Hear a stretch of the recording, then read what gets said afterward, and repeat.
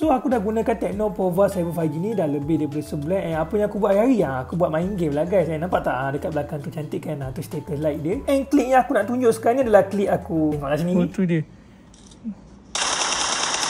Kawan kau. Kau kat situ. Oh tu dia. Yes. Chicken dinner guys. Oh my god.